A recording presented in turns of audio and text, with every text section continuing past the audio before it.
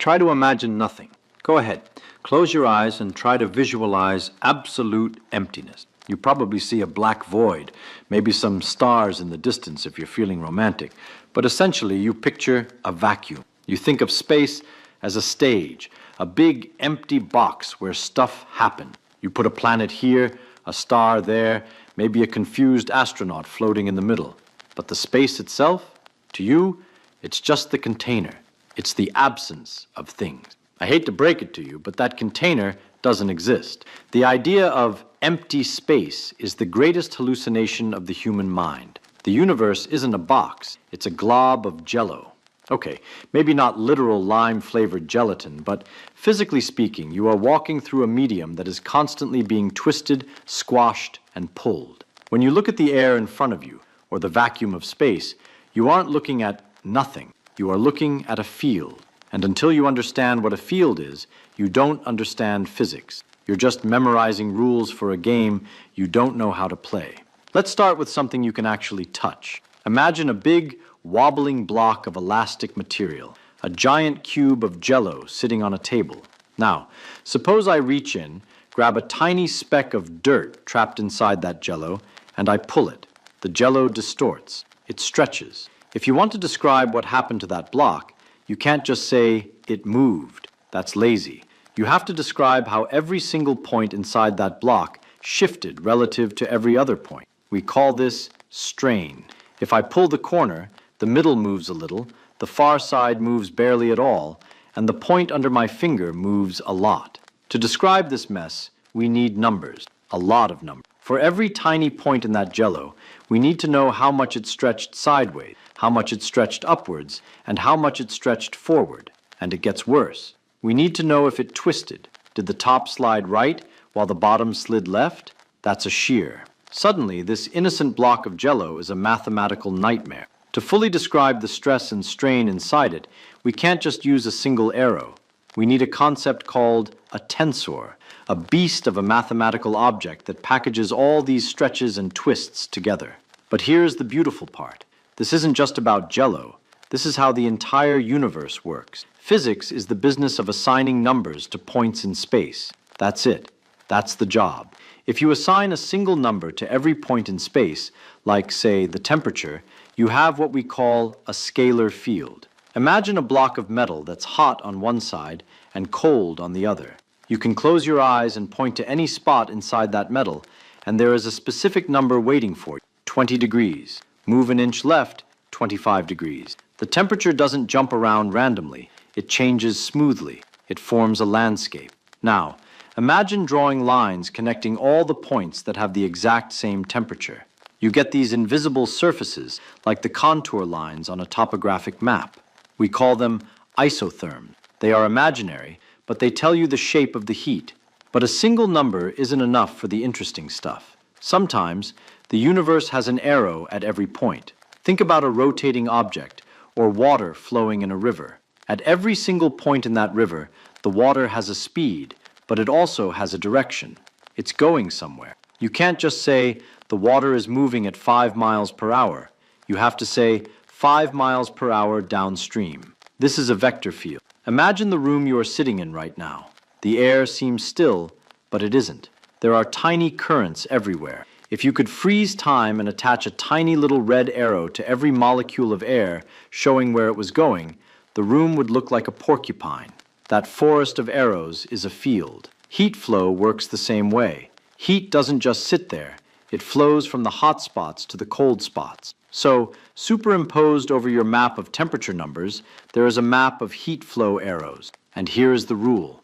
The heat arrow always points downhill. It wants to get away from the hot zone as fast as possible. Now, we need a way to connect these two things, the temperature numbers and the flow arrows. How do we find out which way the heat will flow just by looking at the temperature map? We use a mathematical machine. We call it del, which is just a fancy name for a symbol that acts like a meat grinder for functions. You feed it the map of temperatures, and it chews it up and spits out a map of arrows. This operation is called the gradient, and it is exactly what it sounds like. If you are standing on a hillside in the pitch dark and you want to know which way is up, you feel around with your feet. You find the direction where the slope is steepest. That direction is the gradient. The gradient of the temperature tells you the direction of the hottest change. It tells you, if you want to get hotter, go that way. And the heat flow? It simply obeys the opposite of the gradient. It runs down the hill. But nature isn't satisfied with just flowing down hills. Sometimes nature likes to spin. Imagine you have a field of arrows that looks like a whirlpool. The arrows aren't flowing out from a center, they are circling around it. If you dropped a leaf in there, it wouldn't just move, it would rotate. To measure this swirliness, we use another operation called the curl. If the gradient measures the slope of the hill, the curl measures how much the field is twisting. It tells you the rotation. And then there's the divergence.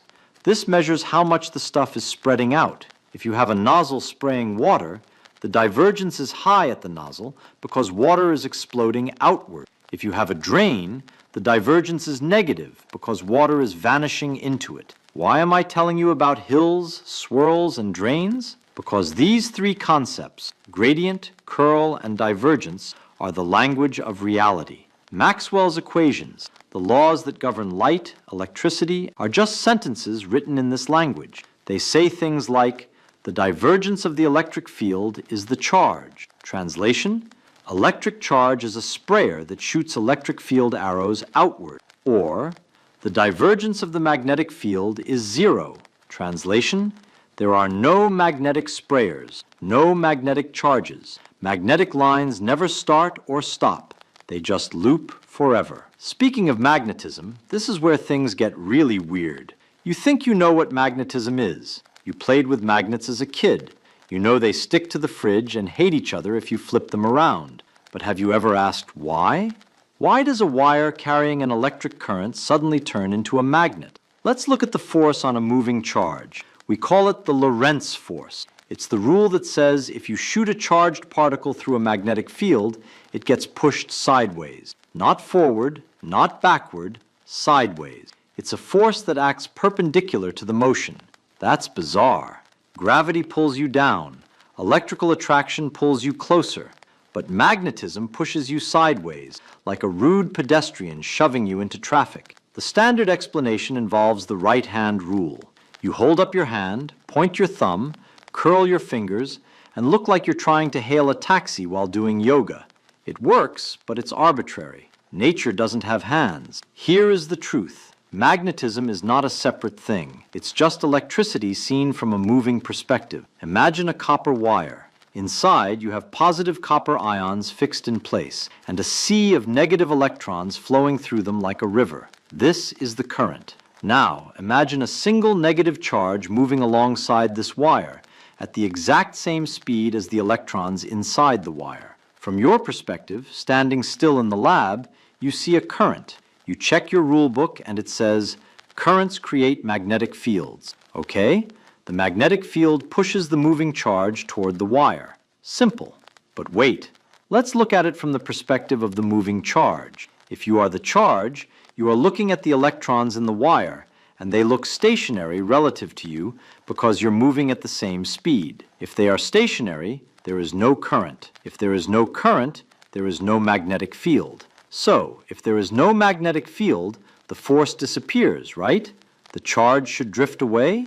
Wrong. The charge still gets pushed toward the wire. But how? If the magnetic force vanished, what is pushing it? Einstein steps in. You see, when things move, space itself contracts. It squishes. This is special relativity. From the perspective of our moving charge, the positive ions in the wire, which were stationary in the lab, are now rushing backward. Because they are moving, the distance between them shrinks. They get packed denser. Meanwhile, the electrons in the wire, which are moving with us, appear stationary. Their spacing relaxes. They spread out. Do you see what just happened? The wire, which used to be electrically neutral, now has a higher density of positive charges and a lower density of negative charges. To the moving particle, the wire has suddenly become positively charged. It's not magnetism pulling the particle in, it's good old-fashioned electric attraction. The particle sees a positively charged wire and wants to hug it. So, what we call a magnetic field in the lab is just an electric field disguised by relativity. It's what happens to electricity when you start moving. This connects back to our vector fields. We said earlier that fields define the force on a charge. We have an electric field vector and a magnetic field vector. What we just discovered is that these aren't two different actors. They are the same actor changing costumes depending on how fast you run past the stage. If you stand still, you see electricity. If you run, you see a mix of electricity and magnetism. They are components of one giant four-dimensional object, the electromagnetic field. But there is a catch. To make this work, charge has to be indestructible. Think about the conservation of charge. It's a fancy way of saying charge is conserved. You can't create electrons out of nothing, and you can't make them vanish. If a current flows out of a box, the amount of charge inside the box must go down. It's basically accounting. If charge wasn't conserved, if it could change depending on your speed, the whole universe would break. Imagine heating up a block of metal. The electrons speed up. If their charge changed because of that speed, the block would suddenly become electrically charged just because it got hot. Massive sparks would fly every time you made toast. Since your toaster doesn't kill you, usually, we know charge is an invariant scalar. It's the same number no matter how fast you go. Now, let's go back to those magnetic field lines. Remember, the divergence of the magnetic field is zero. No magnetic charges. This means magnetic field lines have to form closed loops. They are like rubber bands that never break. If you have a straight wire, the field lines circle around it. If you have a loop of wire, the field lines thread through the middle and wrap around the outside, looking like a donut. This creates the magnetic dipole. It's the basic unit of magnetism. You don't have a north pole and a south pole sitting separately. You have a loop. The north is just the side where the lines come out, and the south is where they go in. But here is a question that should bother you. Where do the lines go when they hit the end of a bar magnet? They don't stop. They go through the magnet. A permanent magnet is just a solenoid that doesn't need a battery. Inside that iron bar, billions of tiny electrons are spinning. Each spinning electron is a tiny current loop. In iron, these loops decide to line up and sing in the same choir. The result is a macroscopic magnetic field. So there is no magic magnetic fluid inside the iron. It's just currents, permanent atomic currents that never stop flowing. But we are still describing this with lines and loops. Is that what's really there? Are there invisible spaghetti strings filling the room? Of course not. The lines are just a drawing tool. What's really there is something called the vector potential. And this is where we have to abandon the high school pictures entirely and look at the machinery under the floorboards. Because it turns out the magnetic field might just be a shadow of something more fundamental, something we call A. We left off with a cliffhanger. We stripped away the magnetic field lines and realized they are just cartoons. We realized that magnetism and electricity are the same thing, just viewed from different speeds. But if we want to actually predict what the universe will do next, if we want to see the machinery under the floorboards, we need to talk about the ghost. We need to talk about A. In the simple world of electrostatics, life is easy. You have a scalar potential, voltage. It's like height on a topographic map. If you know the voltage everywhere, you just roll the ball down the hill, and that's your electric field. Simple, intuitive. But magnetism is a headache. It doesn't act like a hill. It acts like a whirlpool. It swirls. So we can't represent it with a simple scalar number like height. We need something with direction. We need a vector potential. We call it A. Think of A as the momentum of space itself. Imagine a river. The water is flowing. That flow is A. If you drop a leaf in the river, it moves with the flow. But if you stick a paddle wheel in the river, it spins. That spin, that's the magnetic field. The magnetic field B is just the turbulence that happens around the edges of the flow of A. For a long time, physicists thought A was fake. They thought it was just a bookkeeping trick, a mathematical shortcut to calculate the real magnetic field. But then quantum mechanics came along and ruined the party. It turns out you can shield a particle from the magnetic field completely, hide it behind a lead wall where the magnetic field is zero, and the particle still feels something. It feels the river of A flowing past the wall. The ghost is real. In fact, the ghost is more fundamental than the thing it haunts. The vector potential is the primary fabric of electromagnetism. The magnetic field is just its derivative. Now I want to pivot. We've been talking about fields as if they are these ethereal, magical clouds hanging in the void. But to truly understand the vacuum, you need to stop thinking of it as a cloud. You need to think of it as a solid object. You need to go back to the jello. When engineers study solid materials, steel, concrete, rubber, they use a branch of physics called elasticity. And when we study the vacuum of empty space, we find the exact same mathematics. Consider that glob of jello we talked about. Suppose you twist it and squash it. To describe the internal torture of that jello, you can't just say it's under pressure. Pressure is too simple. It pushes everywhere equally. But in a solid, you can push on one face while pulling on another. You can twist the top while holding the bottom still. We describe this internal mess with a stress tensor. Don't let the words scare you. A tensor is just a box of numbers. If a vector is an arrow, a tensor is a machine that takes an arrow and twists it. The stress tensor tells you exactly how much force is acting on every possible surface inside the material. It tells you, on the top face, we are pushing right. On the side face, we are pulling down. And how does the material respond to this stress? It deforms. We call this strain. If a tiny speck of dust inside the jello moves from point A to point B, that's displacement. But strain is subtler. Strain measures how the neighbors of that speck moved relative to it. Did they get closer? Did they drift apart? Did they rotate around it? This is defined by the strain tensor. It's the map of the distortion. Why am I talking about engineering concepts in a script about the universe? Because energy doesn't care what it's made of. When you squeeze a spring, you store energy. When you shear a block of metal, you store energy. The amount of energy stored depends on a very simple rule. Stress times strain. How hard you push, multiplied by how much it moves. This is true for a rubber band, and it is true for the vacuum of space. An electric field is a stress. A magnetic field is a strain. The empty space between the stars is loaded with potential energy. Stored in the electromagnetic fields exactly like elastic potential energy is stored in a twisted steel beam. This is why light exists. If you kick a block of steel, a wave travels through it. We call it sound. The speed of that sound depends on two things: how stiff the material is, how hard it fights back, and how heavy it is, how hard it is to move. If you kick the vacuum, a wave travels through it. We call it light. And the speed of light? It is determined by the stiffness of the vacuum and the density of the vacuum. You have probably seen the constants epsilon 0 and mu 0 in physics textbooks. They look like boring numbers. They are not.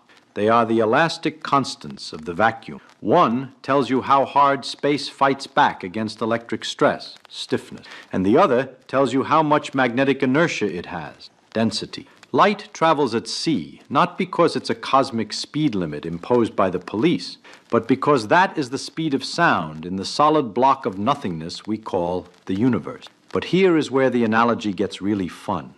Real materials aren't perfect. If you pull a spring too hard, it snaps. Take a piece of blackboard chalk. If you hold the ends and pull, it snaps in half. If you look at the break, it's a clean, flat cut, perpendicular to the pull. Why? Because chalk is brittle. It is weak in tension. It cannot handle being pulled apart. But now, take another piece of chalk and twist it. It doesn't snap straight across. It breaks in a spiral at a 45-degree angle. It looks like a corkscrew. Why? You didn't pull it, you twisted it. You applied a shear. But the math of tensors reveals a secret. A shear is just a tension in disguise. When you twist the chalk, you are actually creating a line of maximum tension running at 45 degrees along the surface. The chalk finds this hidden tension and snaps exactly along that line. Nature is full of these hidden mechanisms. The geometry of the stress dictates the geometry of the failure. Does the vacuum of space have a breaking point? Can you pull on the electric field so hard that space itself snaps? In classical physics, no. But in quantum electrodynamics, yes. If you create an electric field strong enough, a critical field, You can literally rip particles out of the vacuum. You can tear the nothing apart and create electrons and positrons out of pure stress. The vacuum isn't just a stage. It's a material that can be stressed until it breaks into matter. So, let's revisit our opening question. What exists between the object? The answer is everything. The quantum vacuum is not empty space. It is a plenum. It is a solid medium. It is a playground of fields described by vectors, scalars, and tensors. It has a temperature. It has a flow. It has stiffness. It has inertia. It has momentum. It can be twisted, sheared, and stressed. It stores energy. It carries waves. Understanding physics isn't about memorizing that gravity pulls or magnets attract. It's about learning to see the invisible scaffolding. It's about realizing that a differential equation isn't just algebra. It's a set of instructions for how the jello wobbles from 1 millimeter to the next. Einstein didn't invent a new language to describe gravity. He just borrowed the language of geology and structural engineering. He looked at the universe and realized that space-time is just a giant, bendable solid, and gravity is just the strain tensor of the cosmos. So, the next time you look at the night sky, don't see emptiness, don't see a void, see the fields, see the tensors stretching and squeezing in the dark, see the huge invisible river of vector potential swirling around every wire and every atom. The universe is a crowded place, and the nothing is the heaviest thing in it. Let's talk about something that sounds ordinary, almost boring, yet sits underneath nearly everything physics says, the idea of a state. A state sounds like a condition, a description of how something is right now. But in physics, it carries a precise meaning. A state is the full physical situation of a system, written in the smallest amount of information needed to determine what can happen next. Physics has a strict rule here. It does not care about how a system arrived where it is. It only cares about how it is right now. If two situations are physically identical at this moment, physics treats them as the same, even if their histories were wildly different. A short example makes this concrete. Think about a cup of coffee on a table. To predict what happens next, physics does not need to know who brewed it, what cafe it came from, or how tired you are. What matters is whether it is hot or cold, how much coffee is there, and the surrounding room temperature. If two cups match in those properties, physics predicts the same cooling behavior for both. The story behind them disappears. Only the present description remains. That present description is the state. This idea reaches far beyond coffee. A moving ball, a gas in a room, a planet in orbit, all of them are treated the same way. Physics asks a single question: what information is required to fix the future behavior? Everything else is ignored, not out of laziness, but because it has no physical effect. This is where people often hesitate. It feels like something must be missing. Surely reality carries more detail than a short list of numbers. Yet experiments keep agreeing with physics. If a detail cannot influence what happens next, it does not belong in the state. A state is not a photograph. It is a working summary. It contains exactly what the laws of nature can act on, and nothing more. That makes states powerful and also a little unsettling. It means the universe carries itself forward moment by moment without consulting its past except through what the current state already holds. Everything that can happen next depends on what fits into that description and nothing else. So let's slow this down and take it apart carefully, because this is where the word state stops sounding ordinary and turns into something precise. At the most basic working level, a state is the complete physical condition of a system, expressed in a form that allows the laws of physics to operate without guessing. It is not a picture, not a label, and not a story. It is a set of facts that fully fixes what the system can do next. That word complete is doing real work here. Complete does not mean detailed in a human sense.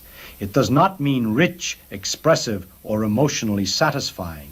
It means that if you hand this description to the laws of physics, they do not ask for anything else. No extra information, no missing inputs, no follow-up questions.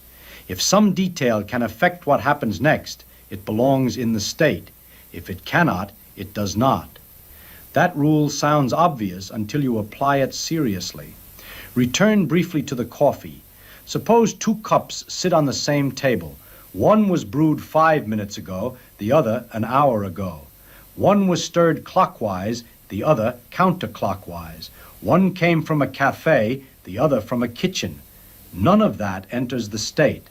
If the temperature, the amount of liquid, and the surrounding air are the same, physics predicts the same cooling behavior.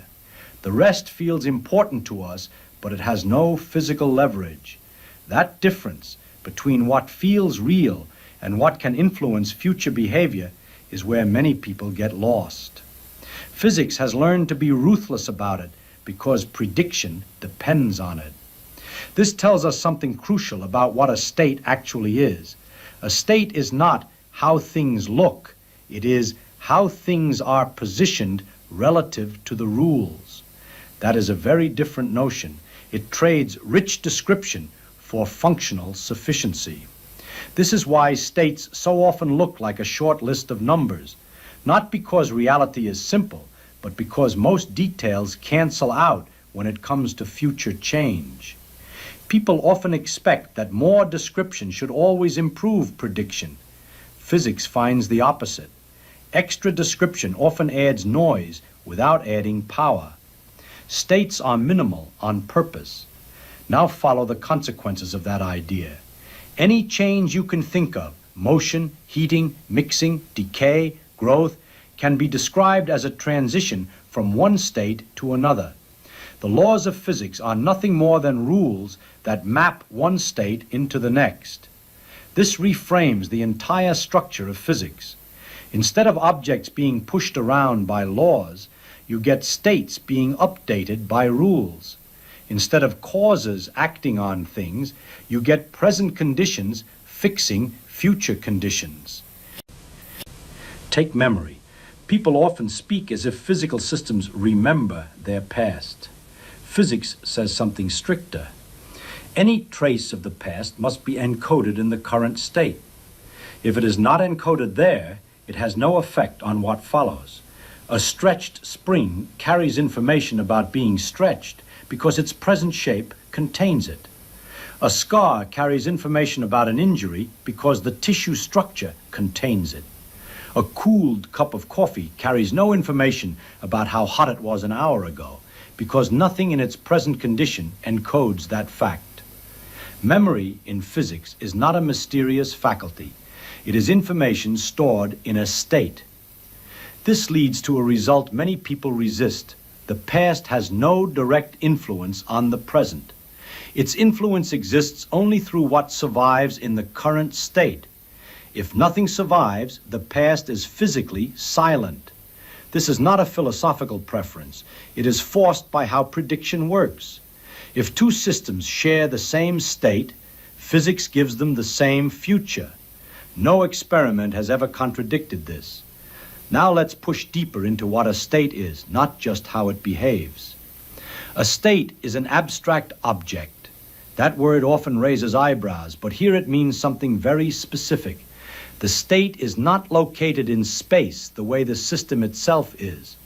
The system exists in space. The state exists in the space of possible conditions. Those are different arenas. A ball travels through space. Its state lives in a mathematical space whose coordinates represent position and motion. A gas fills a room. Its state lives in a space defined by quantities like temperature, pressure, and density. The system and its state are related, but they are not the same thing. This distinction becomes important as systems grow large. A gas contains an enormous number of particles, far too many to track individually. Still, it has a state. Physics uses collective quantities because they preserve predictive power. The full microscopic detail exists, but the state that physics actually uses is compressed. This reveals another sharp lesson. A system always has a state, even when no one can write it down. Existence and accessibility are not the same. Weather has a state. We measure parts of it, approximate others, and still get surprises. The laws did not fail. The description was incomplete. This reframes uncertainty in a very concrete way. Uncertainty is not something floating over reality. It is a mismatch between the actual state and the state we are able to specify. Physics never becomes confused. Descriptions do. This also explains why physics places so much emphasis on initial conditions. Laws by themselves do not produce specific outcomes. They only specify how states change. Without a state to act on, laws describe possibilities, not events. People often ask why the laws of physics do not explain everything. The answer is blunt. Laws do not select states. They transform them. The universe does not ask the laws what state to be in. It already is in one.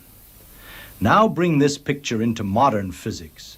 In quantum mechanics, the state takes a form that resists everyday language. It does not assign definite values to properties like position or motion. Instead, it encodes the full structure of possible outcomes. Yet its role remains unchanged. The quantum state still contains everything physics can say about what follows. Nothing extra can be pulled from it. Nothing less will suffice. This result bothered many brilliant physicists. They suspected hidden layers beneath the formalism. Decades of experiments answered the same way. Predictions match the quantum state exactly, and no hidden layer reveals itself. Once again, physics encountered the same lesson. Reality provides exactly the information it uses, and no surplus. Here, the idea of a state stands out as more than a technical detail. It holds the structure of physics together. The universe advances by carrying forward a compact description of itself. Each moment inherits only what the present state contains. Everything else drops out of physical relevance. This does not make reality thin. It makes it efficient. And now something subtle but powerful comes into view. If the state contains all that can influence what follows, then the question, what exists, quietly transforms into what can affect future change. In physics, existence and influence are inseparable. That single move explains why some things that feel important never appear in equations, while some abstract symbols carry enormous predictive force. Physics follows influence, not impression. State is not jargon at all. It is the mechanism by which nature carries information forward in time. And with that backbone in place, a further tension comes into view, one that appears when the very notion of a single definite state begins to strain under. From here, the idea of a state stands at the center of how physical influence is organized. If influence must pass through the state, then anything that fails to register there cannot affect what follows. This draws a hard boundary around explanation. Physics does not ask what might have played a role. It asks what is encoded right now in a way that constrains the next moment. This changes how cause and effect are treated. Causes are not events reaching forward from the past. They are features of the present state that limit what can happen next. Effects are not produced by history pushing forward. They are produced by rules acting on current conditions. That view clashes with everyday habits of thinking. People tend to place causes in stories about what happened earlier. Physics places them in the present description. This difference is structural, not linguistic. Now look at systems where states react strongly to small differences. In chaotic dynamics, extremely tiny variations in the state lead to wildly different outcomes. Weather illustrates this well. Two atmospheric states that differ by amounts far below any practical measurement can lead to entirely different futures. The rules remain exact. Nothing about the laws breaks. The difficulty lies entirely in the state itself. Here is the striking result. Rule-based evolution survives even when prediction fails. The system follows its laws perfectly, yet foresight collapses because the state cannot be specified with enough precision. Unpredictability in this sense does not signal disorder, it signals sensitivity.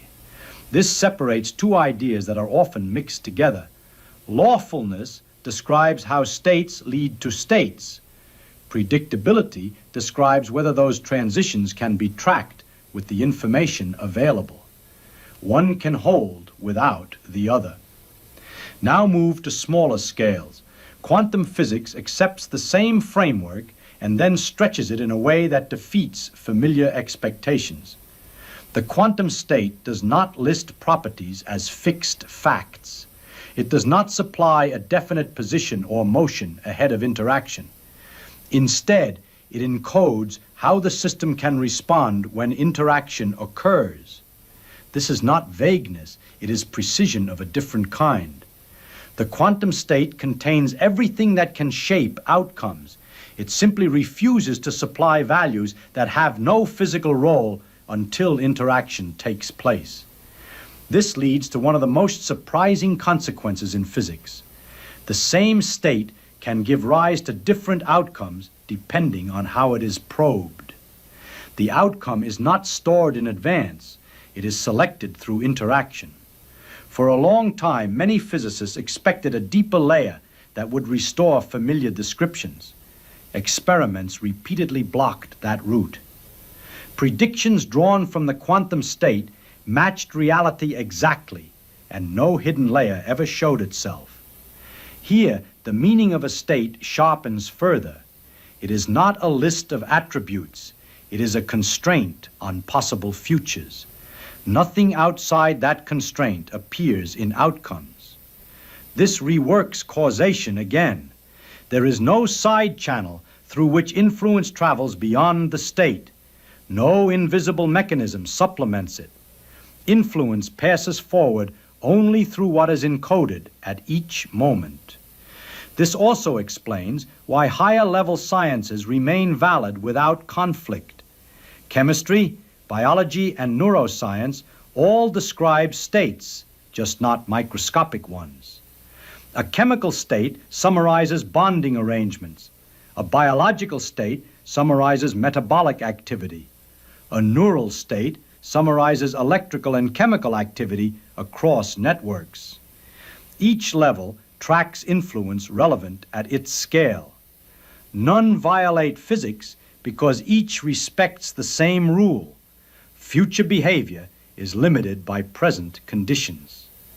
Reduction does not erase these descriptions, it anchors them. Now a natural puzzle emerges. If states carry everything relevant, and if laws act uniformly, why does the future ever feel open? Why does novelty appear at all? The answer lies in complexity rather than indeterminacy. Even systems governed by strict rules can generate behavior that resists anticipation because the space of possible states is enormous. Rules apply locally, but their repeated action produces outcomes that exceed simple forecasting. Nothing extra is added. What already exists rearranges itself in ways that overwhelm tracking. This explains why surprise persists even in a lawful universe. Surprise reflects limits on access to states, not failures of the rules. At this stage, the idea of a state carries weight beyond calculation. It implies that reality advances by carrying forward exactly what can influence what follows, no more and no less. The universe operates with strict economy. That economy explains both the reach and the restraint of physics. Reach comes from focusing only on influence. Restraint comes from ignoring everything else. The picture that emerges is stark but coherent. Reality is not driven by hidden narratives or accumulated intentions. It proceeds through continuous updates of states under fixed rules. Every moment inherits a complete description of what can shape the next one. Everything else, no matter how compelling, plays no role. This does not strip the world of richness. It explains how richness arises without extra machinery. With this framework in place, one issue stands ahead. Measurement itself must be treated as a physical process, subject to the same rules and the same limits. That issue waits just beyond this point. Measurement brings the framework to completion without adding anything new to the rules. When a system interacts strongly with another system, the two no longer carry separate descriptions. Their physical conditions become linked. From that point onward, there is a single, combined description that governs what can happen next. This is not a special category of event. It is the same kind of update that occurs in every physical process. Measurement does not reveal a pre-written answer. It creates a new situation by coupling systems together. This fact removes a long-standing confusion. There is no divide between natural evolution and observation. Both are physical interactions. Both follow the same laws. Both operate by updating states. With that, the picture closes cleanly.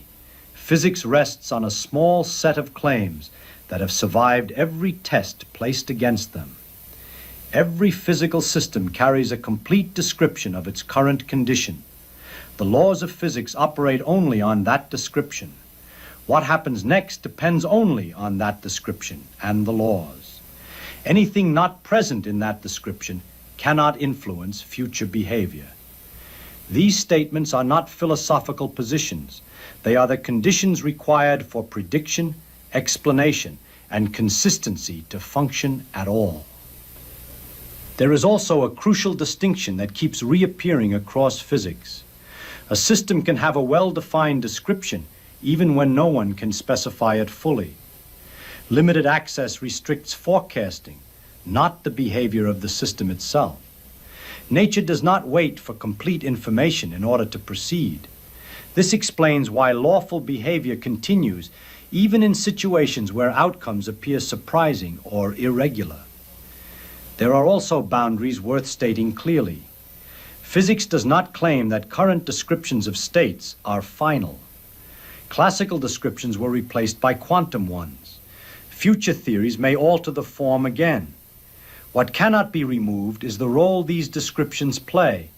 They carry all physically relevant influence forward. Physics also does not claim to explain why the laws take their particular form. States describe how change unfolds under given rules. The origin of those rules remains beyond experimental reach. And physics does not require a single, uniform description across all scales. Instead, it supports compatible descriptions at different levels, each tracking influence appropriate to its domain. These limits are not weaknesses. They define where physics is precise and where it remains silent. Now assemble the full view. The universe is not best captured as a collection of objects accumulating properties through time.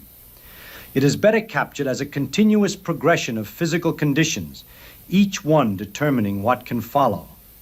Laws act as update rules, transforming one description into the next. Nothing outside that process plays a role. This explains why physics favors compressed descriptions. It explains why distant histories fade while present conditions dominate. It explains why chemistry, biology, and neuroscience coexist without conflict, each using descriptions suited to their scale while remaining physically grounded. It also explains why explanation has sharp limits. Physics can state what follows from what and what cannot follow at all. It does not promise narrative satisfaction. It promises internal consistency. The takeaway is direct. Reality advances by carrying forward only what can influence what comes next. If something shapes the future, it appears in the current description. If it does not appear there, it has no physical effect. That single principle replaces countless informal assumptions with one disciplined framework. The world then reads not as a buildup of past events, but as a continuous handoff, each moment passing forward exactly the information required for the next, and nothing beyond that. Never be ashamed to ask simple questions. While many try to look smart, it's often the ones labeled as fools, those who dare to ask silly questions, who uncover truths no one else has the courage to explore. All the great names in history, scientists, entrepreneurs, leaders, and thinkers, have one thing in common: curiosity. It was curiosity that pulled us out of caves and carried us to the stars. It was curiosity that made someone look at fire and wonder, what if I could control this? Every leap in our evolution, every step in our story was born from someone who dared to ask the question others were too afraid to ask. Curiosity is the greatest human talent, the silent engine that turns doubt into discovery, ignorance into knowledge, weakness into power. Now let me ask you something. How many times have you held back from asking a question because you were afraid of being judged? That shame is exactly what keeps most people trapped in mediocrity. If curiosity was strong enough to pull us out of the darkness of prehistory, to help us create language, science, technology, and even explore space, what can it do for your life today?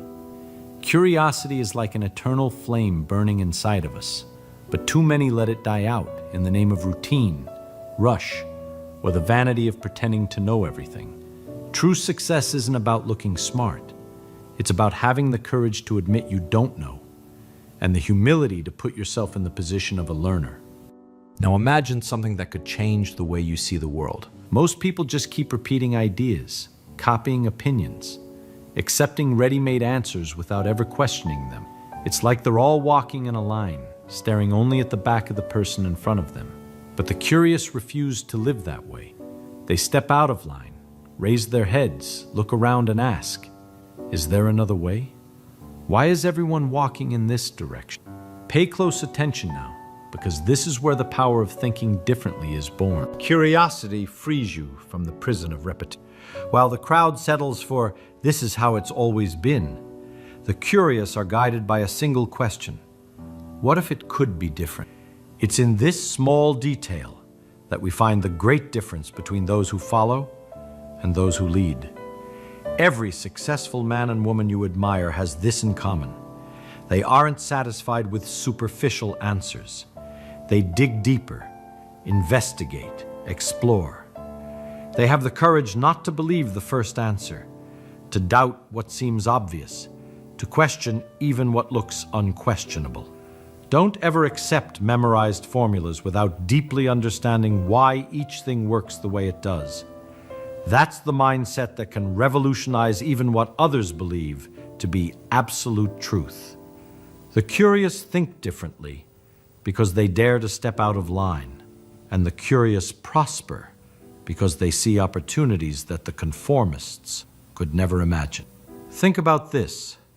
How many fortunes were built by someone who had the courage to ask, why not, when everyone else was saying, it can't be done? That is the power of curiosity applied to independent thinking. Those who follow the crowd only get as far as the crowd is gone. But those who think differently, guided by curiosity, carve paths no one else imagined existed. Are you ready to stop being just one more in the crowd and start seeing what others can't? Most people only see problems, obstacles, and limitations, while the curious see hidden opportunities in every detail. Pay close attention now. What sets great entrepreneurs, scientists, and leaders apart isn't just technical knowledge. It's the ability to look at the same situation everyone else sees and discover something entirely new. Curiosity turns barriers into hidden doors. When everyone says there's no solution, the curious ask, but what if there is? And it's in this simple act of questioning the impossible that revolutionary ideas, million-dollar businesses, and discoveries that change history are born. Think about Thomas Edison facing darkness. Thousands accepted living by candlelight, but he asked, what if I could create a controlled light? Think about Steve Jobs looking at giant computers. Everyone accepted they were only for a few, but he asked, what if everyone could have one in their pocket? The curious don't accept the world as it is. They imagine the world as it could be. And that imagination, fueled by questions, opens doors that seem invisible to ordinary eyes. Do you see the power in this? Curiosity isn't just a tool for learning. It's a lens that reveals opportunities most people ignore. That's why curious people thrive. While others complain about difficulty, they discover hidden treasures inside them. Now imagine looking at your own life. How many problems seem like insurmountable walls? But what if, instead of complaining, you asked, what can I learn here? What opportunity is hidden inside this? That simple shift in perspective can turn failures into springboards, losses into valuable lessons, and moments of crisis into seeds of wealth. The curious see doors where others only see walls, and those who walk through those doors reach places that only a few will ever have the courage to explore. Pay close attention now. Thinking differently from everyone else isn't a gift reserved for geniuses. It's a choice. Curiosity is the key that opens that door, but it takes courage to walk through it. Most people live trapped in repeated patterns. The same thoughts, the same explanations, the same solutions. But the curious break that cycle. They don't accept that's just the way it's always been. Instead, they dare to ask, what if it were another way? Now imagine something powerful. Everyone looks at a wall and sees only a limit. The curious one, instead of stopping, asks, what if I climb over it? What if I dig underneath? What if this wall is only an illusion? That simple mental exercise is what separates great innovators from the rest of the crowd. That's what it means to think differently, not being content with the shell, but digging into the core. And you can train yourself to do this every single day. How? First, don't accept ready-made answers. Always ask, why is it this way? What would happen if it were the opposite? Second, question your own certainties. The most dangerous ideas are the ones you never dare to doubt. Third, simplify. If you can't explain something clearly, it means you don't truly understand it. This is the technique that allows anyone to learn quickly and even teach better than so-called experts who overcomplicate what should be simple. Do you see the power in this? Those who think like the majority get the same results as the majority, but those who think differently, guided by curiosity, discover shortcuts, create new solutions, and find hidden opportunities. The crowd runs in circles. The curious draw straight lines toward the future. And now I ask you, are you willing to abandon the safety of following the crowd to live the freedom of thinking for yourself? If you truly want to set yourself apart, you must turn curiosity into a daily discipline. Imagine this. Every day you wake up with a flame inside you, but if you don't feed that flame, it goes out. What keeps the greats ahead isn't occasional curiosity. It's living with it as a constant habit. Ask yourself, what didn't I understand today? What question was left unanswered? What can I investigate instead of just accepting? Practicing this daily creates a sharp mind, one capable of learning 10 times faster than average. Leonardo da Vinci made this a ritual. He wrote down questions, examined the simplest things, and broke down ideas until he truly understood them. You can do the same. Always carry a question notebook. Don't be afraid to write down doubts that seem silly. At the end of the day, choose one and go after the answer. This discipline creates a spiral of growth that never stops. Think about it. If every day you answered just one new question, in a year you'd have more than 300 answers most people never sought. And those answers become fuel for opportunities, better decisions, and bigger achievements. Curiosity is like a muscle. The more you train it, the stronger it gets. Turned out into routine, investigation into habit, questioning into a way of life. And remember, it's not about chasing perfect answers. It's about refusing to settle for the obvious. Those who cultivate curiosity every single day build a mind that cannot be stopped. Imagine with me something that could change the way you live forever. Every innovation, every breakthrough, every achievement that transformed the world began with a curious mind that refused to accept reality as it was. Pay close attention now. The curious don't wait for the future to arrive. They build it. It was curiosity that led explorers to cross unknown oceans, scientists to question dogmas, and entrepreneurs to reinvent markets. And it's curiosity that can lead you to create the future of your own life. While most people are content to repeat, the curious dare to imagine. While others wait, the curious take action. While others say it can't be done, the curious ask, how can it be done? That's the difference between those who merely survive and those who thrive. The curious not only learn more, they live more, because every day becomes a laboratory, every conversation an opportunity, every challenge an invitation to grow. Do you understand the power of this? If you choose to live with curiosity every single day, you will build a mind that cannot be imprisoned by routine, that is unshakable in the face of problems, and limitless when it comes to opportunities. Fortune doesn't belong to those who claim to know it all, but to those who never stop asking questions. Abundance doesn't come to those who fake certainty, but to those who are constantly in search of answers. So I want you to declare it right now, with courage. Leave a comment below. I will never stop asking why. Because that simple choice, repeated over and over, is the seed of an extraordinary life. Don't forget to like this video to support our work, and subscribe to the channel for more content like this. Remember, curiosity is the secret, and those who choose to cultivate it become not only learners of the present, but creators of the future. The next step is yours. Spring 1947. A 30-year-old physicist sits alone in a Cornell cafeteria, watching a student toss a plate in the air. The plate wobbles as it spins. Something about the way it moves catches his attention. He pulls out a napkin and starts calculating the relationship between the wobble and the rotation. 3 years later, that napkin calculation becomes the foundation for a Nobel Prize.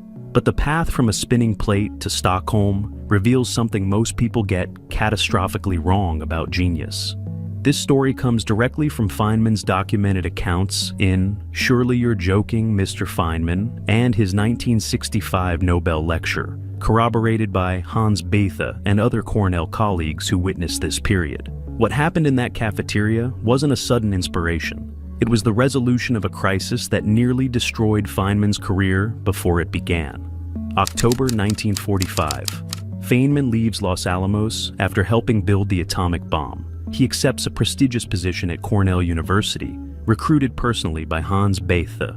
On paper, everything looks perfect. In reality, Feynman is dying inside. His wife Arlene died of tuberculosis just months before Hiroshima. He's 27 years old and already feeling like a fraud. The war work consumed him with urgent problems that mattered. Now he's supposed to sit in an office and think about theoretical physics for no reason, except that universities expect it. He later described this period with brutal honesty. I couldn't do anything. I was completely depressed. The pressure builds daily. Cornell hired him as a rising star. They're paying him. They're waiting for brilliance. He sits at his desk trying to care about physics problems and feels nothing. The intrinsic joy that once made him solve puzzles for hours has vanished, replaced by obligation and expectation. He attends seminars and feels like an imposter. He reviews papers and finds them meaningless. The harder he tries to force productivity, the more paralyzed he becomes. This continues for months. Colleagues start noticing. Bethe checks in, concerned but patient. Feynman considers quitting physics entirely. He's burned out in the exact sense modern knowledge workers understand, trapped in the gap between external expectations and internal motivation. But something else is happening beneath the surface that he doesn't recognize yet. Then one afternoon in the cafeteria, a student throws a plate in the air, just horsing around. The plate wobbles and rotates as it flies. Feynman watches it and notices something strange. The medallion on the plate, the Cornell emblem, seems to rotate faster than the plate wobbles. Is that real or an optical illusion? He has no reason to care. This isn't important physics. It won't advance his career. It won't justify Cornell's investment in him. But for the first time in months, he feels curious. He goes back to his office and starts calculating. Not because he should, not because anyone asked, because he wants to know the answer. He works out the equations for a wobbling plate. The relationship between the wobble rate and the rotation rate emerges. The wobble is twice as fast as the rotation. The mathematics is straightforward, elegant. He feels something he hasn't felt since before the war, pure pleasure in figuring something out for no purpose except that it's interesting. Excited, he finds Hans Bethe in the hallway. "I've figured out the wobbling plate," Feynman says, and explains the 2-to-1 ratio. Bethe listens politely, then asks the obvious question. "What's the importance of this? Why are you doing it?" It's the question Feynman has been asking himself for months, the question that's been paralyzing him. But this time, his answer is different. He tells Beth, "There's no importance whatsoever. I'm just doing it for the fun of it." Bethe shrugs and walks away. For anyone else, that response might have been crushing. Cornell didn't hire Feynman to play with cafeteria plates, but something shifts in that moment. Feynman makes a decision that will define his entire career. He later wrote, "I'm going to play with physics whenever I want to, without worrying about any importance whatsoever." The transformation isn't instant, but it's real. He starts following curiosity without justification. A problem strikes him as interesting, he works on it. A calculation seems fun, he does it. The spinning plate leads him to think about electron orbits. That's arbitrary, there's no logical connection, but the plate rotation reminds him of electron spin, so he starts playing with those equations. The electron work leads him back to old problems in quantum electrodynamics he had abandoned as too difficult. But now, he's not approaching them as important career-defining challenges. He's approaching them as puzzles. Over the following months, the playful calculations compound. The quantum electrodynamics problems that seemed impenetrable when he was trying to force solutions become tractable when he's exploring them for joy. He develops new mathematical techniques without worrying whether they're publishable. He follows tangents that don't make sense. And slowly, piece by piece, he reconstructs quantum theory in an entirely new way. This wasn't just about burnout recovery. This was about a fundamental misunderstanding that destroys most talented people before they achieve anything remarkable. The misunderstanding works like this. Society teaches us that important work feels like work. Significant achievements require discipline, sacrifice, forcing yourself through resistance. The path to excellence is paved with obligation. You identify valuable problems, then motivate yourself to solve them through willpower and responsibility. This logic sounds reasonable. It's completely backwards. What Feynman discovered in that cafeteria was that the causality runs the opposite direction. The spinning plate wasn't important, which is exactly why it was important. By removing the pressure of significance, he reconnected with the intrinsic motivation that makes sustained excellence possible. He didn't decide to work on quantum electrodynamics and then force himself to care. He played with physics until the play naturally led him to quantum electrodynamics, at which point it wasn't work anymore. The distinction matters desperately. When you force yourself to work on important problems, you're operating on willpower, which depletes. You can sustain it for hours, maybe days, occasionally weeks, but not the months and years required for genuinely difficult breakthroughs. Feynman spent 2 years in that post-war depression, trying to will himself into productivity. It didn't work because it couldn't work. Willpower is a terrible engine for creative intellectual work. But when you follow curiosity, When you work on problems because they genuinely interest you in the moment, you tap into a renewable resource. Feynman spent the next 40 years doing physics not because he should, but because he couldn't help himself. The difference in output is exponential. His Nobel Prize-winning work on quantum electrodynamics emerged directly from that spinning plate play. His work on liquid helium, quantum computing, nanotechnology, all of it flowed from the same principle. Follow what fascinates you right now. Trust that significance will emerge. Here's where it gets deeper. Feynman didn't just discover that play leads to productivity.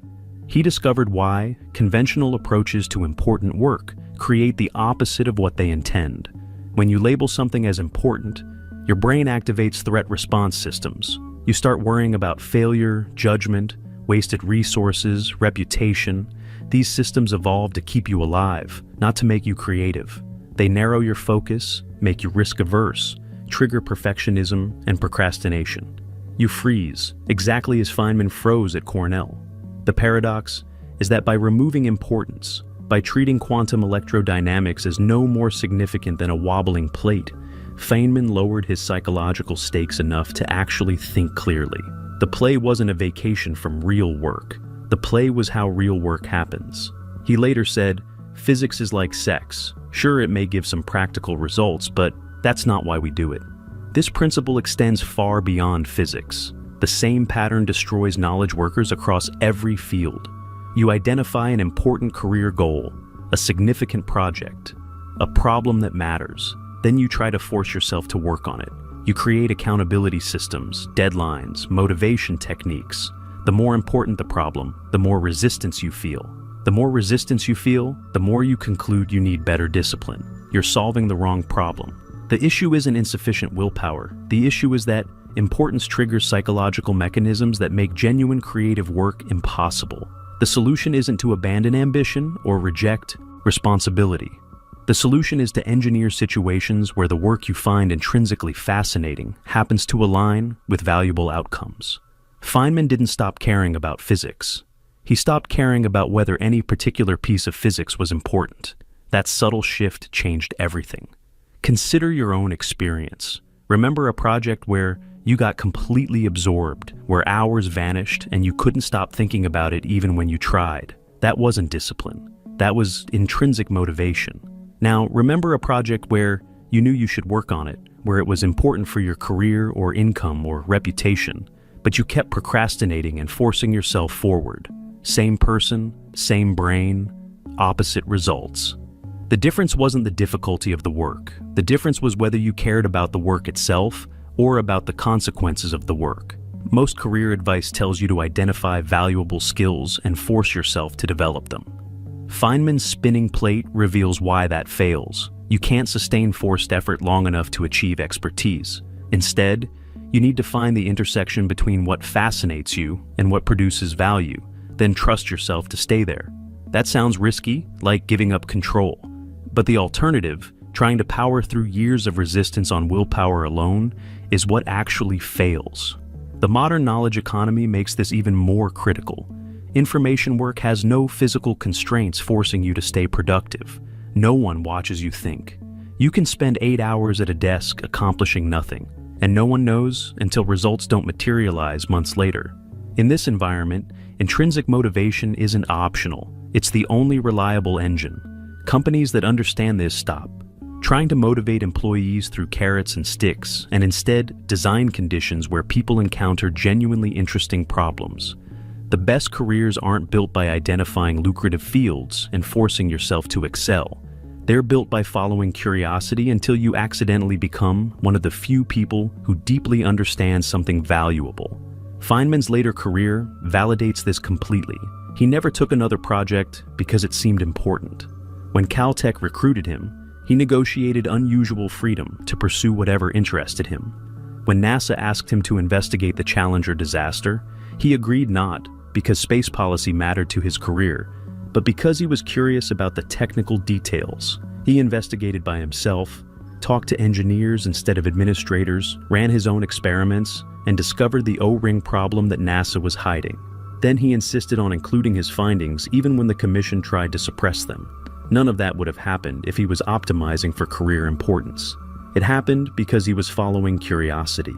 The spinning plate principle also explains why so many talented people plateau early. They achieve initial success through some combination of ability and effort, then conclude they should double down on whatever worked. They professionalize, they optimize for visible metrics, they take on responsibility and importance, and they stop playing. The play was the engine generating the success they're trying to scale. By removing it, they guarantee stagnation. You see this everywhere. Researchers who stop doing actual research to manage labs, writers who stop exploring to build platforms, entrepreneurs who stop building to manage. They're all trying to preserve success by abandoning the mechanism that created it. The counter-argument is that play seems irresponsible. You have bills, obligations, people depending on you. You can't just do whatever interests you. But notice what actually happened with Feynman. By following the spinning plate, he became far more valuable to Cornell, far more productive, far more respected than he would have been by forcing himself through obligation. The play produced more of what everyone wanted from him. That's generally true. The market values rare, deep expertise. Deep expertise comes from sustained engagement. Sustained engagement requires intrinsic motivation. Therefore, the play isn't opposed to market value. It's the path to it. What matters is distinguishing between pleasure-seeking and curiosity-following. Pleasure-seeking is checking social media, binging television, any activity designed to produce dopamine without effort. Curiosity-following is engaging with questions that genuinely perplex you, even when the engagement is difficult. Feynman's plate calculation required work. He had to derive equations, check mathematics, think carefully. But it was effortless in the sense that he wanted to do it. That's the distinction. Intrinsic motivation doesn't make things easy. It makes difficult things sustainable.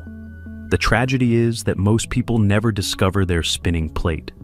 They spend entire careers trying to care about what they think they should care about, wondering why discipline and motivation techniques don't work.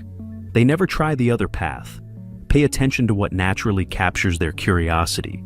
Follow it obsessively without justification. Trust that value will emerge. The risk feels enormous. What if you follow curiosity and discover nothing valuable? But the alternative, forcing yourself through decades of resistance, has already failed. Feynman died in 1988. His last words reportedly were, "I'd hate to die twice. It's so boring."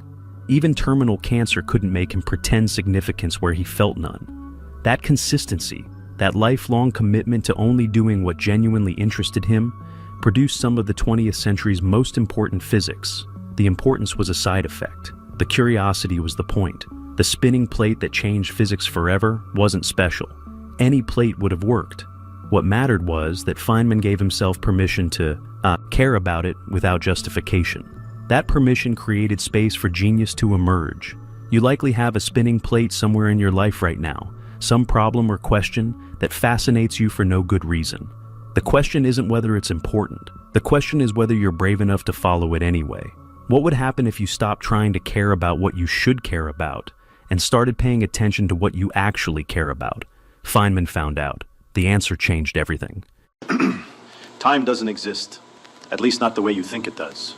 Not as this universal clock ticking the same for everyone. That's an illusion. And once you understand why, you'll never look at your watch the same way again. Every clock on Earth is lying to you. The one on your wall, the one on your wrist. And I don't mean they're broken or poorly calibrated. I mean something much more disturbing. There is no such thing as the correct time. Now you might be thinking, wait a minute, that's ridiculous. We all agree what time it is. Noon is noon. Midnight is midnight. We synchronize our clocks and they all say the same thing. And yeah, sure, for everyday life, that works well enough. But here's the thing. It only works because we're all moving slowly. Very, very slowly compared to light. And we're all sitting in roughly the same gravitational field. The moment you change either of those conditions, your clock starts lying to you. Or more accurately, you realize it was never telling you the time. It was only telling you its time. Here's the secret. Time is personal. Time is local. Your clock measures your time. My clock measures my time. And these two times are not necessarily the same. So, let me explain what I mean by that. Because this isn't philosophy. This isn't some abstract idea you can argue about. This is measured. This is tested. This is real. Imagine you have two identical clocks, perfect clocks, the best clocks anyone could ever build. You synchronize them perfectly. They tick together. They agree completely. Now you take one of those clocks and you put it on an airplane. You fly it around the world, and then you bring it back and compare it to the clock that stayed on the ground. They don't agree anymore. The clock that flew is behind. It's ticked fewer times. It's measured less time. And this isn't because the airplane vibrations messed it up, or because the pressure was different, or any mechanical explanation like that. No. Time itself passed more slowly for the moving clock. Now watch. This was actually done. In 1971, scientists put atomic clocks on airplanes, flew them around the world in both directions, and compared them to clocks on the ground. The results matched the predictions exactly. Time runs differently depending on how you're moving. But wait, there's more. It's not just motion that affects time, gravity does too. A clock at the top of a tall building runs faster than a clock at the bottom. Not by much. We're talking billionths of a second. But it's real. It's measurable. The clock closer to the Earth, deeper in the gravitational field, ticks slower. So what does this mean? It means time isn't this universal thing flowing at the same rate everywhere. Time is flexible. Time is stretchable. Time is, well, personal. And this leads to something even stranger. The concept of now itself becomes meaningless. The twist. Think about it. When you say right now, you're assuming there's some universal moment that applies everywhere. That right now, as you're listening to this, there's also a right now on Mars, a right now in the Andromeda Galaxy, a simultaneous moment across the entire universe. If you're standing still on Earth, you have one definition of now. If you're flying past Earth at high speed, you have a different definition. Events that are simultaneous for you are not simultaneous for the moving person. And neither of you is more right than the other. This is hard to accept, I know. We grew up thinking of time as this absolute thing, this river flowing at the same rate everywhere, this background against which events happen. But nature doesn't care about what we grew up thinking. Nature does what nature does. And what nature does is far stranger than our intuitions. Here's why this matters. For most of human history, we thought space and time were completely separate things. Space was the stage. Time was the clock on the wall. They had nothing to do with each other. Then along came relativity and showed us that's completely wrong. Space and time are not separate. They're woven together into a single fabric. We call it space-time. And everything that happens in the universe happens in space-time. You cannot talk about where something is without also talking about when it is. They're part of the same measurement, part of the same reality. So let me give you an analogy. Imagine you're looking at a map. On this map, there's north-south and there's east-west, two different directions, perpendicular to each other. Now imagine two people standing in the same spot, but facing different directions. One person faces exactly north. For him, north and east are clearly different directions, no confusion. But then the other person faces northeast. For him, what he calls forward is partly north and partly east. His forward is a mixture of the first person's north and east. Neither person is wrong. They're just using different reference frames. What's purely north to one person is partly forward and partly sideways to another. Space and time work the same way. What looks like pure time to someone standing still looks like a mixture of time and space to someone moving. They're not separate things. They're different directions in space-time. And how you divide them up depends on your motion. That's the key. When you move through space, you're also affecting how you move through time. There's a trade-off. The faster you move through space, the slower you move through time. And this isn't a metaphor. This is literally what happens. Everything moves through space-time at the same total speed. Always. You can't avoid it. When you're sitting still, not moving through space at all of your motion through space-time is directed through time. Time flows at its maximum rate for you. But when you start moving through space, some of your space-time motion gets redirected. Less of it goes through time.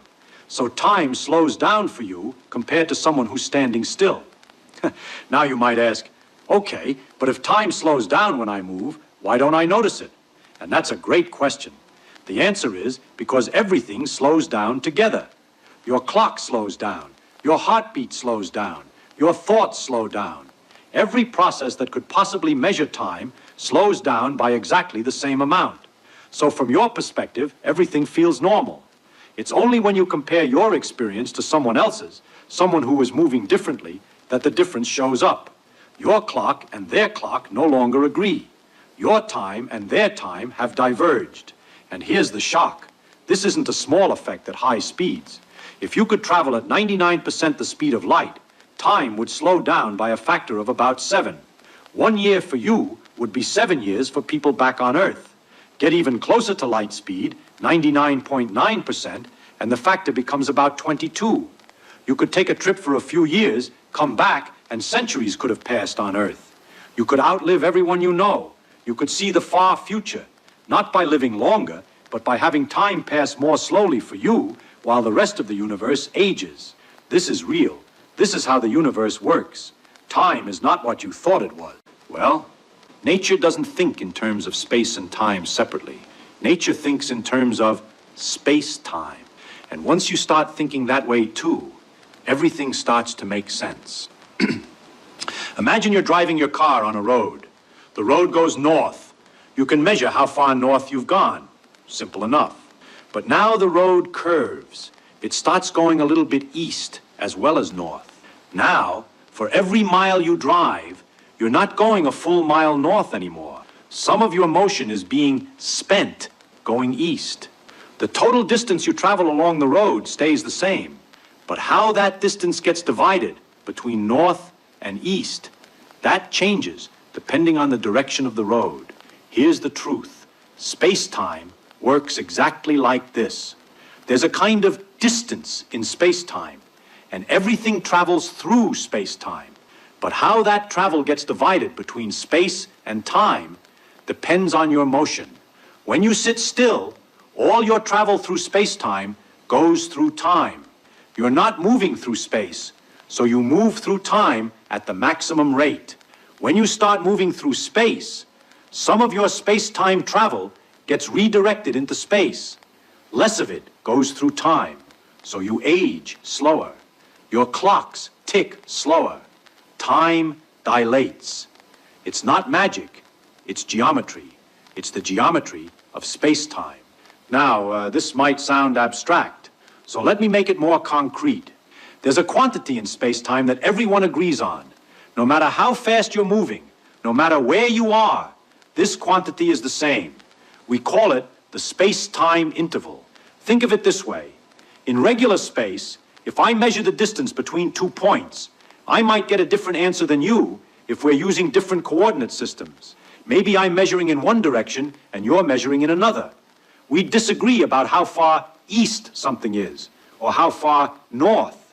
But the actual distance between the points, the straight line distance, that's the same for everyone. It doesn't matter how you orient your rulers. The distance is the distance. The key insight, space-time has something similar. There's an interval between two events, not just 2 points in space, but 2 events in space-time, meaning 2 locations that also have times attached to them. This interval combines both the spatial separation and the time separation. And just like the distance in regular space, this interval is the same for everyone. You might disagree about how much of it is space and how much is time, but the total interval, that's invariant. That's a fact of nature that doesn't change based on your perspective. So, when we say space and time are the same thing, we don't mean they're identical. Obviously, time feels different from space. You can walk backwards in space, but you can't walk backwards in time. There are differences. What we mean is that they're connected. They're part of the same geometric structure. You can trade one for the other, depending on how you're moving. But the underlying structure, the space-time itself, that's absolute. That's real. That's what nature actually cares about. But wait, we've been talking about motion. But what about gravity? How does gravity fit into all this? And this is where things get really interesting. See, for a long time, people thought of gravity as a force. You know, the earth pulls on you, you pull on the earth. There's this invisible rope connecting everything with mass. And for most purposes, that works fine. You can calculate orbits, predict falling objects, send rockets to the moon. But that picture is incomplete. It doesn't explain why gravity affects time. It doesn't explain why clocks at different heights run at different rates. Something deeper is going on. Here's what's really happening. Mass curves space-time. The Earth doesn't reach out and grab you with some invisible force. Instead, the Earth bends the space-time around it. And you, moving through that curved space-time, follow the natural path, which happens to curve toward the Earth. You feel this as falling. But really, you're just moving in a straight line through curved space-time. It's the space-time itself that's bent. And here's the beautiful part. Because space-time includes time, when space-time is curved, time is curved too. Near a massive object where space-time is more curved, time runs slower. Not because some force is acting on your clocks, but because the very fabric of time is stretched. Really think about that for a moment. Time isn't just affected by gravity. Time is part of what gravity bends. You know, people often think of curved space and have trouble visualizing it. What does it mean for space to be curved? Curved into what? But actually, that's the wrong question. Space doesn't have to be curved into anything. The curvature is intrinsic. It's a property of the space itself. Let me give you an example. Imagine you're an ant living on the surface of a balloon. You can only move on the surface. You can't go up or down. You can only crawl along the balloon's skin. For you, the balloon's surface is the entire universe. It's two-dimensional, but it's curved.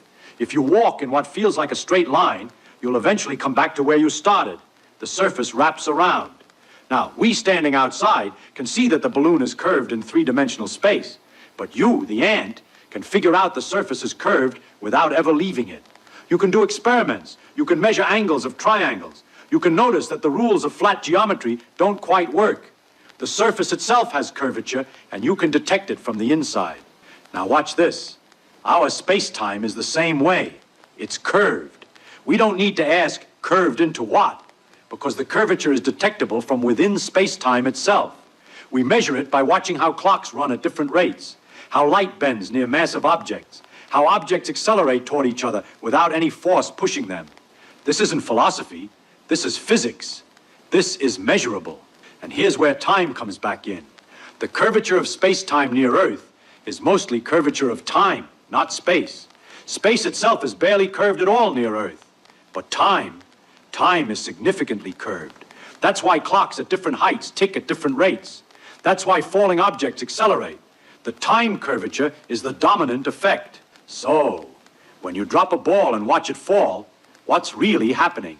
The ball is moving through curved space-time. It's following the straightest possible path, what we call a geodesic, through that curved geometry. And because time runs slower closer to the Earth, that path curves downward. You think gravity is pulling the ball, but actually, the ball is just moving naturally through curved space-time. There's no force, just geometry. The twist here, this explains something that puzzled physicists for centuries. Why does gravity affect all objects the same way? A feather and a hammer in a vacuum fall at exactly the same rate. Why? If gravity were a force, you'd expect heavier things to feel a stronger pull. But they also have more inertia, more resistance to acceleration. These two effects exactly cancel. It seems like a coincidence, a very precise, very suspicious coincidence. But in the space-time picture, it's not a coincidence at all. Objects aren't being pulled. They're just moving through curved space-time. And the path through curved space-time doesn't depend on what the object is made of or how heavy it is. The geometry is the geometry. Everything follows the same curves. This is profound. Gravity isn't a force. Gravity is the shape of space-time. And time is part of that shape. So when I say time doesn't exist, what I mean is that time as this separate, independent, universal thing doesn't exist. Time as a river flowing at the same rate everywhere doesn't exist. That's an illusion created by our slow speeds and weak gravitational fields. What exists is space-time, this unified four-dimensional fabric that can be curved, stretched, and warped by the presence of mass and energy. Time is woven into this fabric, inseparable from space, relative to motion, affected by gravity. Your clock doesn't measure the time. Your clock measures its own journey through space-time. Nothing more, nothing less. And that's the truth. But if time is so flexible, if it's different for different observers, what's actually real? Is anything real? Or is everything just perspective? And this is where it gets beautiful. Because yes, some things are real. Absolutely, unchangeably, observer independently real. They're just not what you expected. The space-time interval between two events, that's real. Everyone agrees on it. The laws of physics themselves, those are real. They work the same way for everyone, no matter how fast they're moving. The speed of light, that's real. It's the same in all directions, for all observers, always. Here's the secret. What's relative is how you slice up space-time into space and time. That's a choice. That depends on your motion.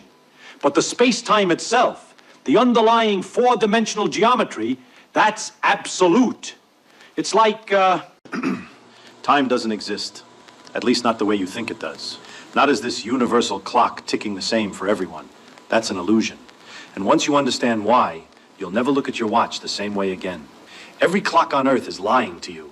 The one on your wall, the one on your wrist. And I don't mean they're broken or poorly calibrated. I mean something much more disturbing. There is no such thing as the correct time. Now you might be thinking, wait a minute, that's ridiculous. We all agree what time it is. Noon is noon. Midnight is midnight. We synchronize our clocks and they all say the same thing. And yeah, sure, for everyday life, that works well enough. But here's the thing. It only works because we're all moving slowly. Very, very slowly compared to light. And we're all sitting in roughly the same gravitational field. The moment you change either of those conditions, your clock starts lying to you. Or more accurately, you realize it was never telling you the time. It was only telling you its time. Here's the secret. Time is personal. Time is local. Your clock measures your time. My clock measures my time. And these two times are not necessarily the same. So, let me explain what I mean by that. Because this isn't philosophy. This isn't some abstract idea you can argue about. This is measured. This is tested. This is real. Imagine you have two identical clocks. Perfect clocks. The best clocks anyone could ever build. You synchronize them perfectly. They tick together. They agree completely. Now you take one of those clocks and you put it on an airplane. You fly it around the world.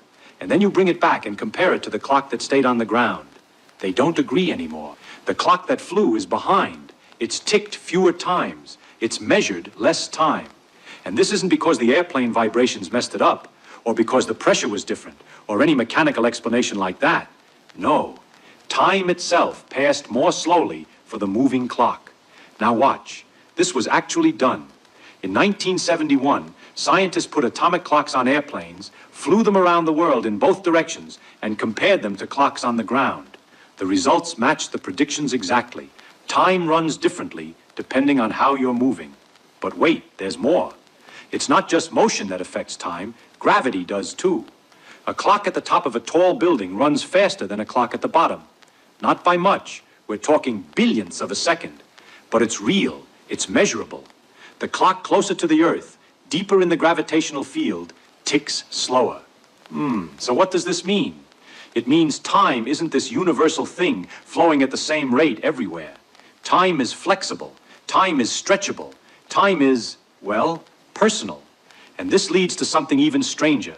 The concept of now itself becomes meaningless. The twist, think about it. When you say right now, you're assuming there's some universal moment that applies everywhere. That right now, as you're listening to this, there's also a right now on Mars, a right now in the Andromeda Galaxy, a simultaneous moment across the entire universe. If you're standing still on Earth, you have one definition of now. If you're flying past Earth at high speed, you have a different definition. Events that are simultaneous for you are not simultaneous for the moving person. And neither of you is more right than the other. This is hard to accept, I know. We grew up thinking of time as this absolute thing, this river flowing at the same rate everywhere, this background against which events happen. But nature doesn't care about what we grew up thinking. Nature does what nature does. And what nature does is far stranger than our intuitions. Here's why this matters. For most of human history, we thought space and time were completely separate things. Space was the stage, time was the clock on the wall. They had nothing to do with each other. Then along came relativity and showed us that's completely wrong. Space and time are not separate. They're woven together into a single fabric. We call it space-time. And everything that happens in the universe happens in space-time. You cannot talk about where something is without also talking about when it is. They're part of the same measurement, part of the same reality. So let me give you an analogy. Imagine you're looking at a map. On this map, there's north-south and there's east-west, two different directions, perpendicular to each other. Now imagine two people standing in the same spot, but facing different directions. One person faces exactly north. For him, north and east are clearly different directions, no confusion. But then the other person faces northeast. For him, what he calls forward is partly north and partly east. His forward is a mixture of the first person's north and east. Neither person is wrong, they're just using different reference frames. What's purely north to one person is partly forward and partly sideways to another. Space and time work the same way. What looks like pure time to someone standing still looks like a mixture of time and space to someone moving. They're not separate things. They're different directions in space-time. And how you divide them up depends on your motion. That's the key. When you move through space, you're also affecting how you move through time. There's a trade-off. The faster you move through space, the slower you move through time. And this isn't a metaphor. This is literally what happens. Everything moves through space-time at the same total speed. Always. You can't avoid it. When you're sitting still, not moving through space at all of your motion through space-time is directed through time. Time flows at its maximum rate for you. But when you start moving through space, some of your space-time motion gets redirected. Less of it goes through time. So time slows down for you compared to someone who's standing still. Now you might ask, okay, but if time slows down when I move, why don't I notice it? And that's a great question. The answer is because everything slows down together. Your clock slows down. Your heartbeat slows down. Your thoughts slow down. Every process that could possibly measure time slows down by exactly the same amount. So from your perspective, everything feels normal. It's only when you compare your experience to someone else's, someone who is moving differently, that the difference shows up. Your clock and their clock no longer agree. Your time and their time have diverged. And here's the shock. This isn't a small effect at high speeds. If you could travel at 99% the speed of light, time would slow down by a factor of about 7. 1 year for you would be 7 years for people back on Earth. Get even closer to light speed, 99.9%, and the factor becomes about 22. You could take a trip for a few years, come back, and centuries could have passed on Earth. You could outlive everyone you know. If you think you're dumb, congratulations. You just proved you can think. Because the real fool is the one who never asks anything. You're not dumb. And I'm going to prove it to you right now. Every human brain, without exception, starts with the same foundation. No brain comes with a label that says smart or stupid. Physics shows us that the brain is just like any other muscle in your body. If you train it, it grows. If you neglect it, it weakens. There's no fixed destiny written somewhere saying one person was born a genius and another was born to fail. What actually exists are thought habits that either strengthen or weaken your mental power. Now, imagine you never trained one of your legs. What would happen? You'd probably look like those gym guys who only work out their arms and completely forget about leg day. It would be weak, with no strength to run. But that wouldn't mean you were born without muscles. It would only mean you never trained them. The same thing happens with the brain. Most people simply don't train it the right way. They use their brain like a cheap calculator, not like a brilliant laboratory. That's why they feel slow, stuck, incapable. But the truth is, all it takes is changing the way you use your mind to realize you've got infinite potential inside you. Now pay close attention. The first thing you need to understand is that intelligence is not about memorizing facts. Intelligence is the ability to explain things in a simple way. The method is this. If you can't explain something to a child, you don't really understand it yet. And that's the first secret to proving you're not done. When you learn something, try to explain it out loud, as if you were teaching it. That's how you start working out your brain. Just don't forget to train your legs while you're at it, all right?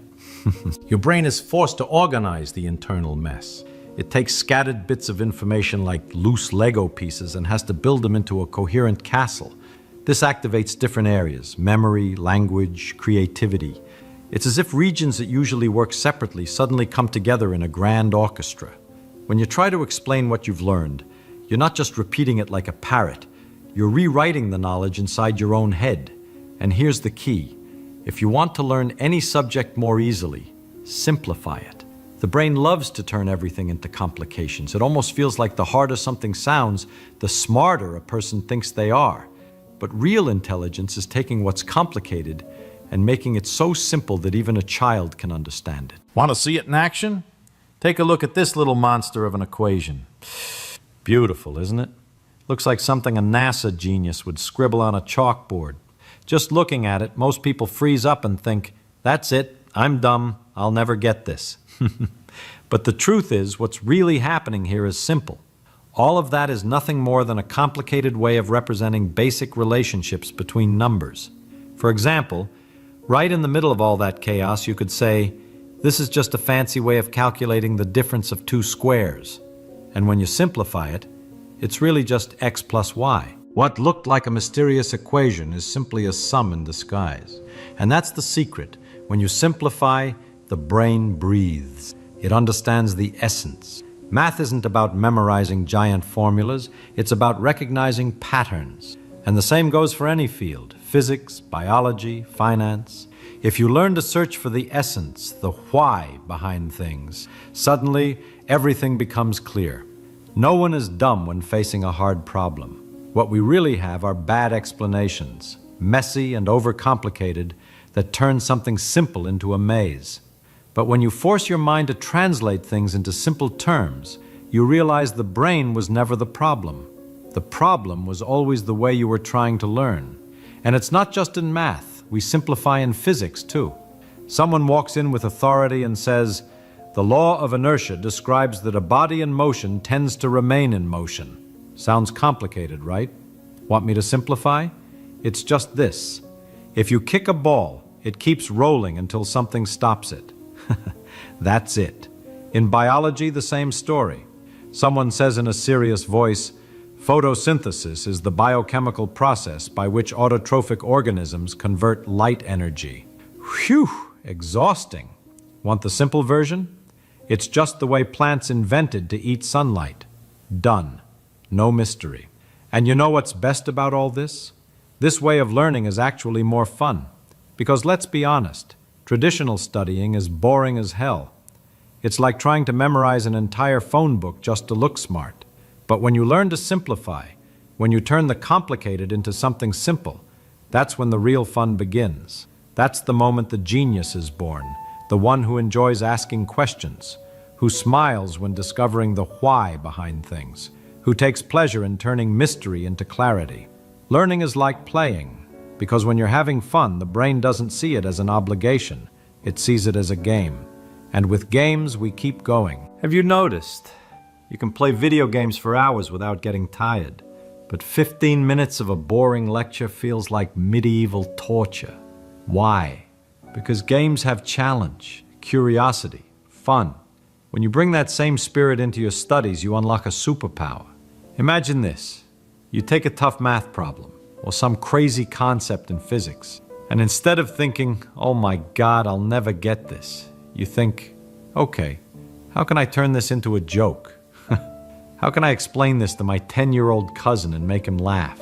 In that moment, you stop being a slave to studying and start becoming its master. And then something magical happens. You actually start looking forward to the next problem. You get curious. You start laughing at your own discoveries. And it's at that exact point that the genius is born, when learning stops being an obligation and turns into fun. And here's the paradox. The secret of intelligence isn't memorizing answers, it's asking why. A person who asks too many questions might seem dumb to others, but what most people don't realize is that curiosity has been essential for every human discovery. If Isaac Newton hadn't asked, Why did this apple fall from the tree instead of shooting up into the sky? Gravity might never have been formalized. Think about it. What everyone else saw as something ordinary, an apple falling, Newton turned into a question. And from that question came one of the most powerful laws in physics. Albert Einstein? He didn't create the theory of relativity because he memorized formulas. He started by asking, what if I could ride alongside a beam of light? What would I see? A crazy, almost childish question that any serious teacher would have called nonsense. But it was exactly that nonsense that opened the door to one of the most revolutionary theories in history. Even everyday inventions were born this way. Why does water heat up when it boils? Why can a piece of metal turn into an electric current? Why does sound move through the air? Every breakthrough that now feels obvious started with someone annoying the world by asking simple questions. What most people call stupidity is really just the inability to ask. And what they call genius is nothing more than stubborn curiosity. Newton wasn't magical. Einstein wasn't superhuman. They were just stubborn enough to keep asking when everyone else was saying, "We already know that, stop bothering us." And here's the turning point.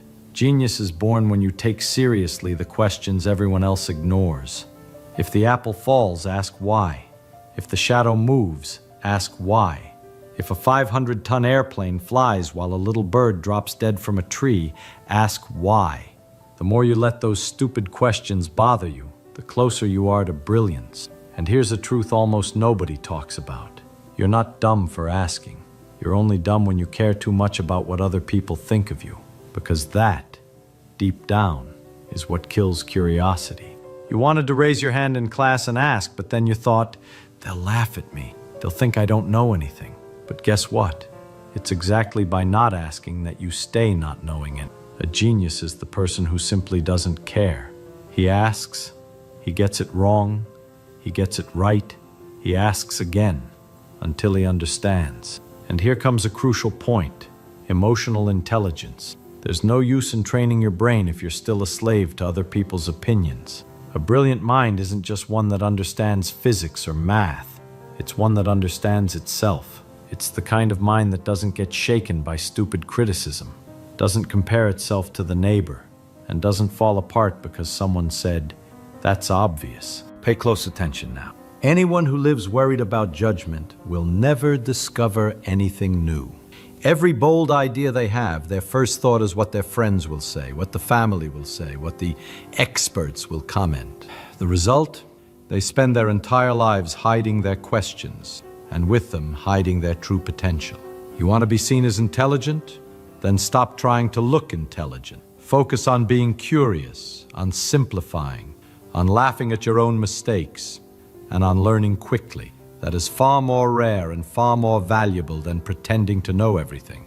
In the end, the real genius is not the one with ready-made answers, but the one with the courage to ask, the discipline to search, and the maturity not to care about the audience. The same people who laugh at you today for asking will applaud you tomorrow for discovering what they never had the courage to look for.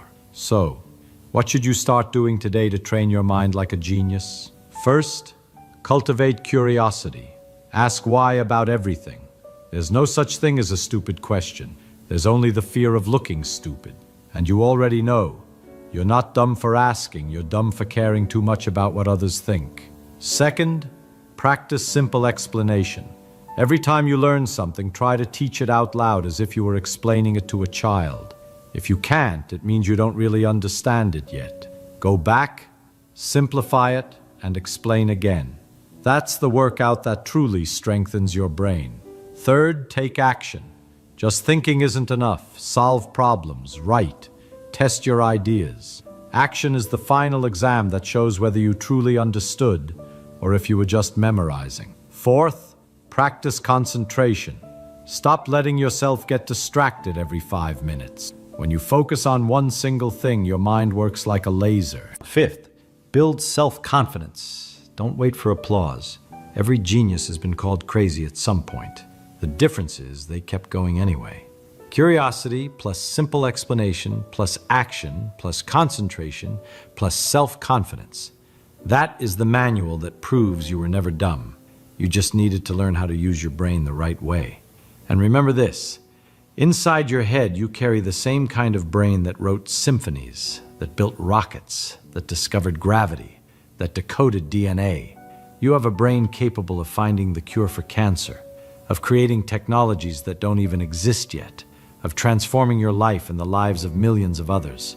The problem was never you. The problem was believing you were limited, that you had no talent, that you weren't born a genius. But the truth is, the genius has always been inside you, waiting for you to stop being afraid to ask, to stop going silent in front of what you don't understand. Never forget, every time you ask why, you open a new door inside your mind. Each answer leads to another question, and it's in that endless path that the greatest ideas are born. The world is not driven by those who know all the answers. It is driven by those who have the courage to ask the right questions. So please, never stop asking why.